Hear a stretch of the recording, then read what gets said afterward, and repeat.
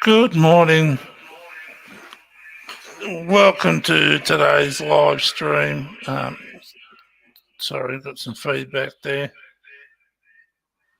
Just that's it. Yeah, sorry about that technical issue. My usual helper is gone on holidays. He's gone to see a good friend of his, Warren Bungles.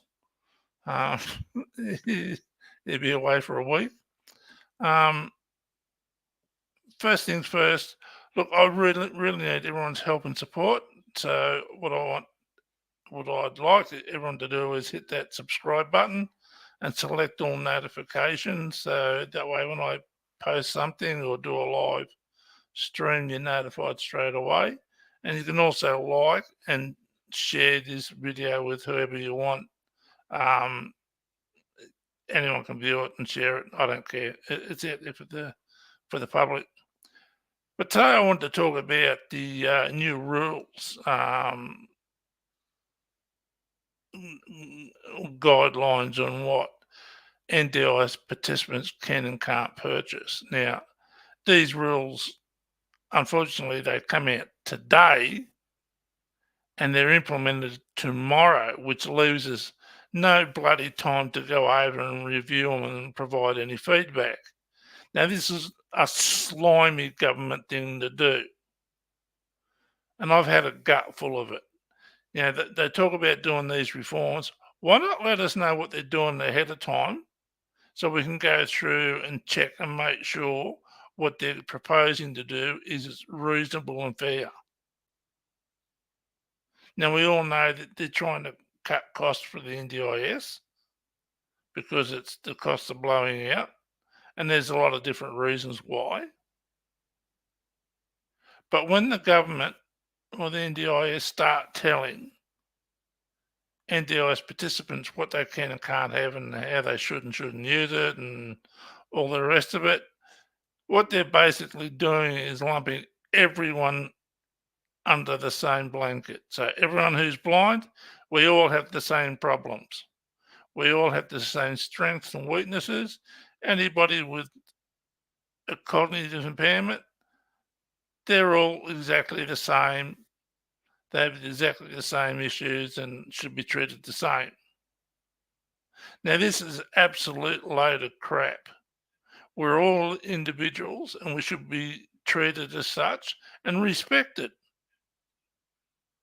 Now, providing this information the day before it's implemented, it's such a sleazy Albanese government thing to do.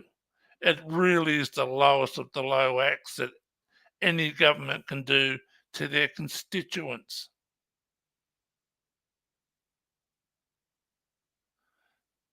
Now, I've always said that Kevin Rudd and Julia Gillard have been the worst prime ministers this country's ever seen.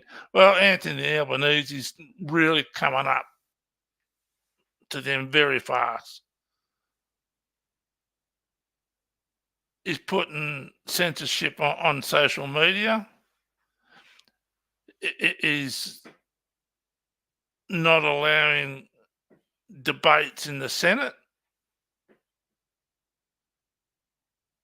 So what's going to happen now? Are we going to be taking a huge step backwards?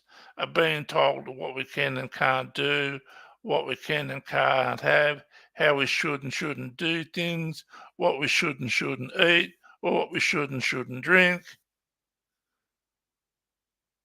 what kind of toilet paper we need to use?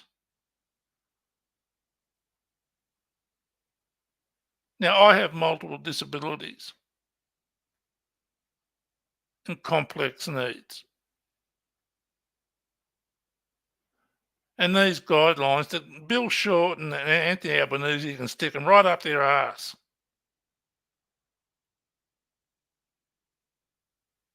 It's a really sleazy, low act thing to do to provide the information the day before it's implemented. Get stuffed. And what is the IAC, the Independent Advisory Council, who's appointed by the Minister for the NDIS? and the board members of the NDIA, what are they doing? How are they representing us by allowing this to happen? Now, the Independent Advisory Council is supposed to be independent, but how can you be independent when you're appointed?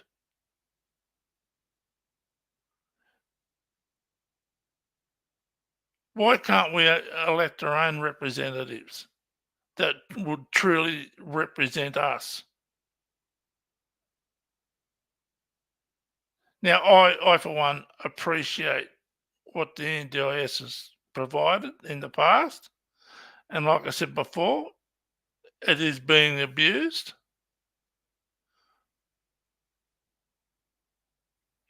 by different sections of the community, and they need to be addressed. But providing these guidelines of what we can and can't have, like I needed some work done around my house. Um, we had a large mirror that was hanging on the wall and it fell off. So I asked if I could get someone in to rehang it for me. And they said, no, that's an everyday thing. Every person has to pay their own, pay someone to do it. Well, no, if I wasn't blind, I'd do it me bloody self, not pay someone else.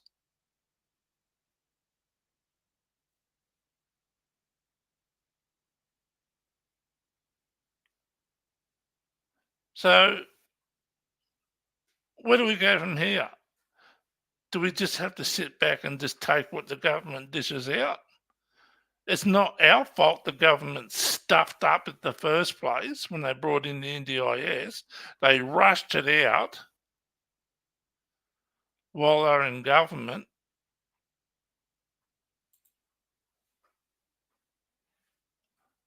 and they did a piss poor job. Yes, it's helped a lot of people, but I know I go on Facebook, I go on Instagram, I go on LinkedIn, I go on all these social media platforms, and I listen to people. I read what they say, and there are thousands and thousands of people who are still screaming out for basic services, while some other people get free bloody holidays up to the Gold Coast to the theme parks or on a cruise ship. It's not right.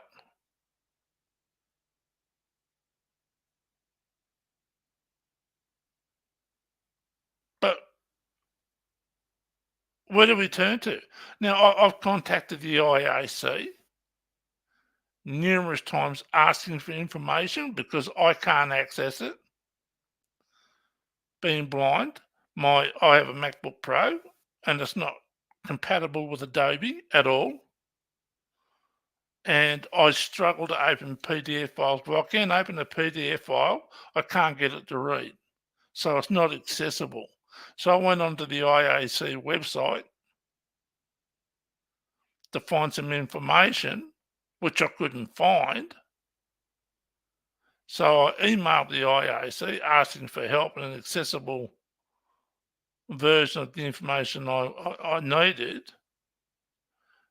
And they said, oh, yeah, it's all accessible, just use this link. Ah, stick the link. It didn't work, you morons. So what did I do then? I rang the NDIS and I said, look, I've contacted the IAC. I need this information in an accessible format. They won't provide it. So the person I spoke to in the NDIS call centre looked into it. She didn't know who to contact or how to get in contact with the chairperson of the IAC. So she sent them an email the same as I did, requesting the information. And that was about 5 weeks ago, and I still haven't bloody got it. So what the IAC, get off your fat lazy asses and do your goddamn job and represent people with disabilities. Tell the government to stick their guidelines up their back passage until we get enough time to go through and read what they're proposing or they're going to implement. I still don't know what these guidelines are. I found out yesterday that they were going to have them out today, but I can't find it.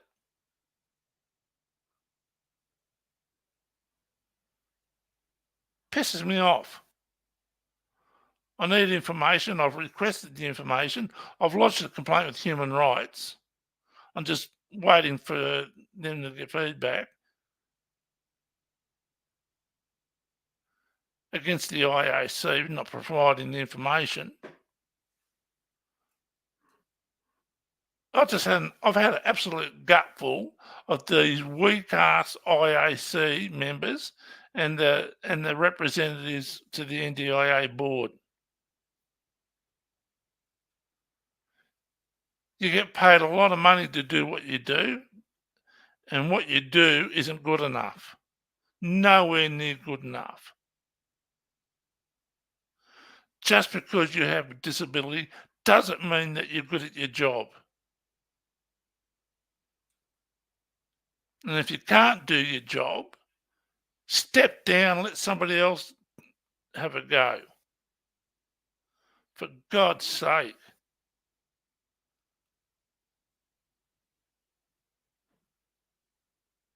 Now, on LinkedIn yesterday, I come across this Senator Steele Upjohn.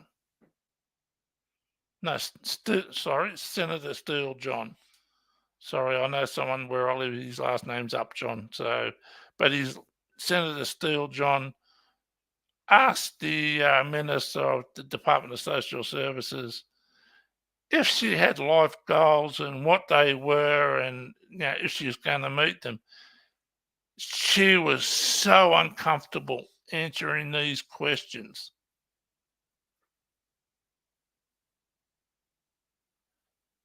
She was so uncomfortable, and she basically said so. Then she refused to answer. And Senator Steele John quite plainly said, and correctly said, that this is what you're forcing participants of the NDIS to do.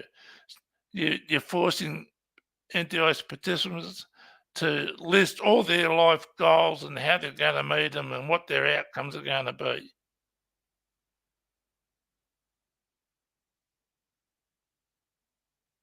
It's a ridiculous thing to do.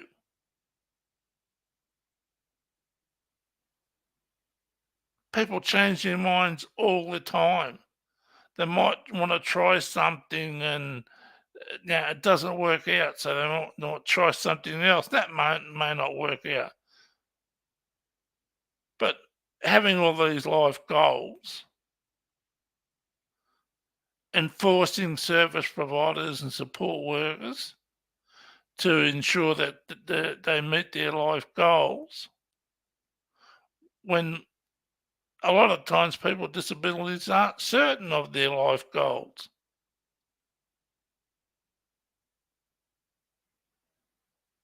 The trouble is, we've got bureaucrats running a system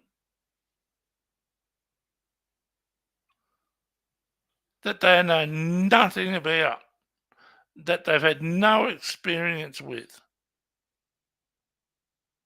They're the ones who are stuffing it up, not participants of the NDIS. And we're not getting support from the IAC or the NDIA board members. But I will give the Labor government one thing. When the coalition was in, the NDIA board members were made up of a chemical engineer, someone who used to run Kmart, a banker. Out of the 12 people on the board, there were 2 people.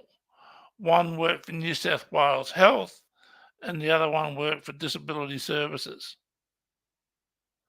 The rest were all CEOs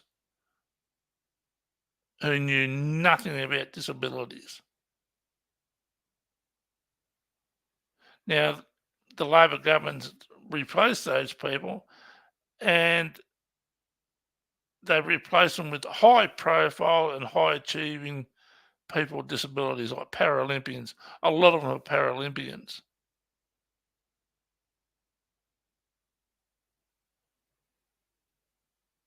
What, so now only a sportsman with a disability can do that job?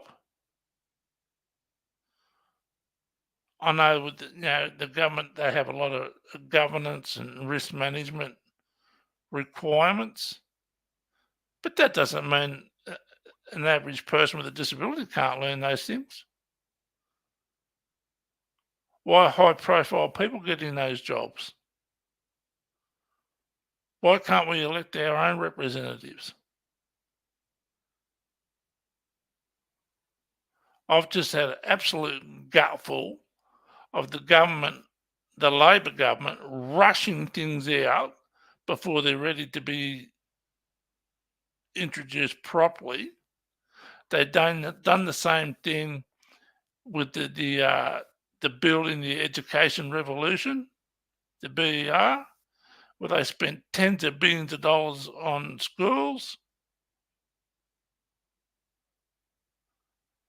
Complete and utter waste of time and money. There was a school in Port Macquarie who had shade cloths over a lunch table,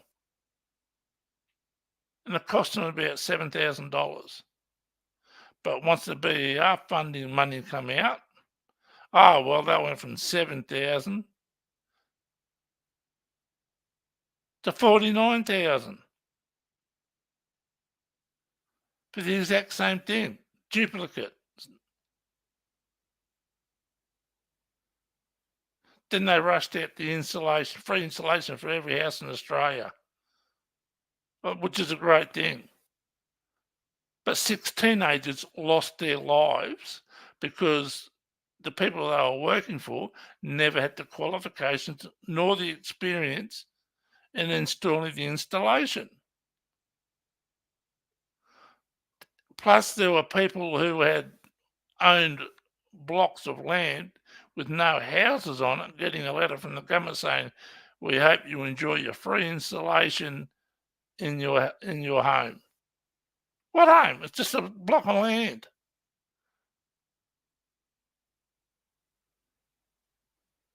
Now they did that, and then they come out with the NDIS. They did that with the voice. They rushed that out. That's what the Labor government does. They rush things out before they're ready to be introduced properly. They don't research it. They don't investigate it. Look into it.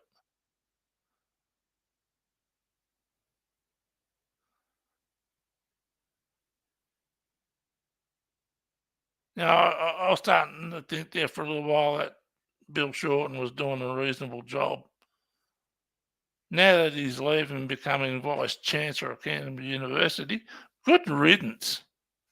I'm glad he's gone. All we need to do now is get rid of Albanese. Good old Albo. Wanker.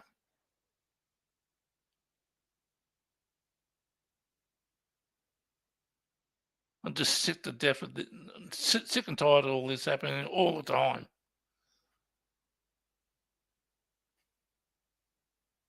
Now, I spoke to people who lived in institutions up until the 1980s.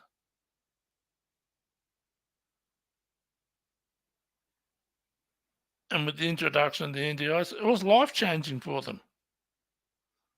They were finally able to get out into the community and join the community activities. That's what the government promised, the Labor government promised. Now they're reneging on it because some people are taking advantage. Well, who's taking advantage of who? Albanese earns more than the President of the United States. How is that possible? If they get in for 2 terms, they get their huge salary for the rest of their lives plus their super. They vote themselves a pay rise every 6 months, no matter what the economy's like.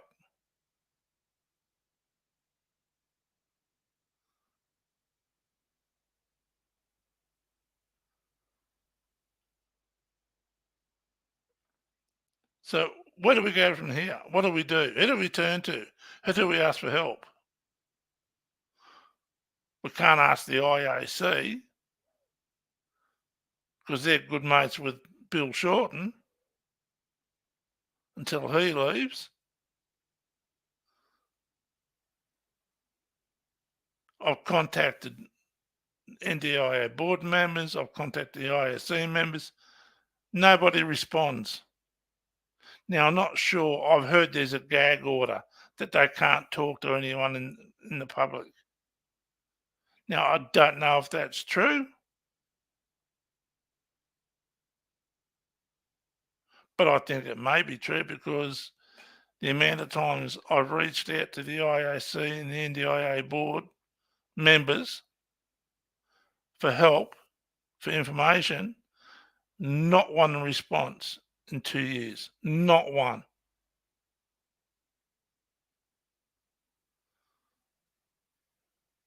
So let's get rid of the IAC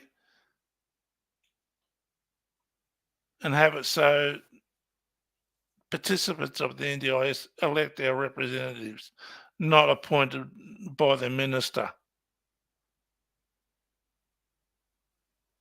Independent my ass.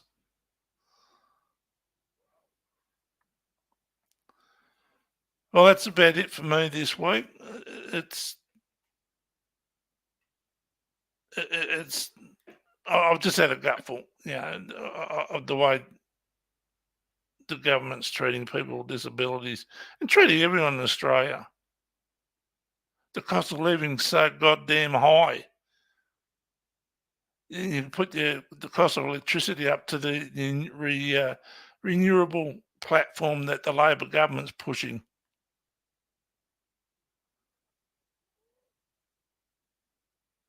I hope to God Albanese doesn't get back in because I tell you what, if he goes another term, he'll end up being the worst prime minister this country has ever seen.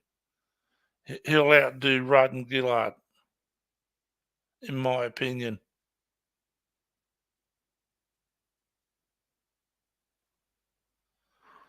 All right, I think we might end it there for this week. But if anyone has any feedback, please feel free. I'm on LinkedIn. Um, you can look me up there. My name's Jeff Parker, or you can send me an email at blindadvocate007@gmail.com. Oh, it's one quick thing. On LinkedIn, I started a poll. Should the IAC members be elected by NDIS participants? 94% said yes. We should elect our own representatives to the IAC. 94%.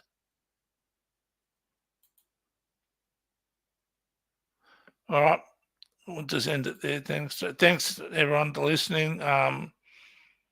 I won't be doing a stream next week. It'll be the week after, and hopefully we'll have Melissa Wood talking about supports for support workers, so they don't struggle with mental health issues and get burnt out. So stay tuned for that one. Should be a good interview.